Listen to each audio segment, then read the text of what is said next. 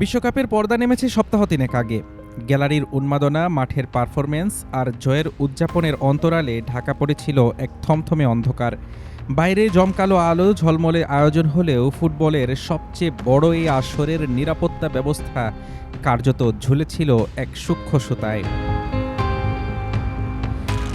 FBI ও আন্তর্জাতিক police সহযোগিতা কেন্দ্র আইপিসিসির এক গোপন নথিতে উঠে এসেছে টুর্নামেন্ট জুড়ে তারকা ফুটবলার, কোচ ও রেফারিদের উপর আসা প্রাণনাশের হুমকি ও হয়রানির চাঞ্চল্যকর সব তথ্য।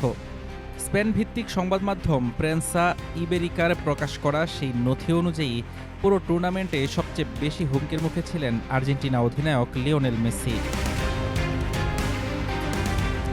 সবচেয়ে ভয়াবহ ঘটনাটি ঘটে জর্ডানের বিরুদ্ধে আর্জেন্টিনার ম্যাচের দিন।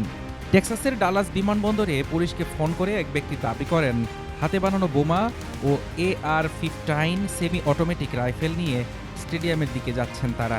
তাদের মূল লক্ষ্য ছিল মেসি এবং পুলিশ ও দুই দলের খেলোয়াড়দের উপর হামলা চালানো। শুধু জর্ডান ম্যাচই নয়, মিশরের বিরুদ্ধে ম্যাচের আগেও ছিল বোমার আতঙ্ক। এক্সে নিজেকে উড়িয়ে দেওয়ার হুমকির পর ম্যাচ চলাকালে খোদ স্টেডিয়ামের ডাস্টবিনে বোমা রাখার খবরে তোলপাড় শুরু হয়। বিস্ফোরক বিশেষজ্ঞ ও প্রশিক্ষিত কুকুর দিয়ে চালাতে হয় তল্লাশি। মেসির পাশাপাশি লাগাতার আতঙ্কে দিন কেটেছে পর্তুগিজ তারকার ক্রিস্টিয়ানো রোনালদোর। হিউস্টনে হোটেলের তথ্য সংগ্রহকালে এক সন্দেহভাজনকে গ্রেপ্তার, টরন্টোতে লিফটে ভক্তের জোরপূর্বক প্রবেশ আর মায়ামিতে মাঠের ভেতর দর্শক ঢুকে পড়ার মতো নিরাপত্তাহীনতায় ভুগতে হয়েছে CR7-কেও। হুমকির শিকার থেকে বাদ যাননি কিলিয়ান এমবাপ্পে, আলেকজান্ডার সরলদ কিংবা লামিন ইয়ামালকে ফাউল করা লুকাস দিনিও। প্যারাগুয়েতে এমবাপ্পের প্রতিকৃতি পোড়ানোর ঘটনাও ঘটে।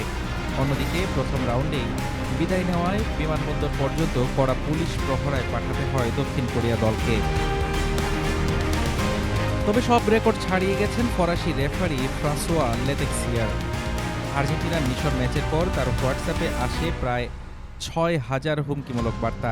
পরিস্থিতি সামলাতে ফ্রান্সে তার ও VAR রেফারি উইলি দেলোজোদের বাড়িতে বসাতে হয় আলাদা পুলিশ পাহারা।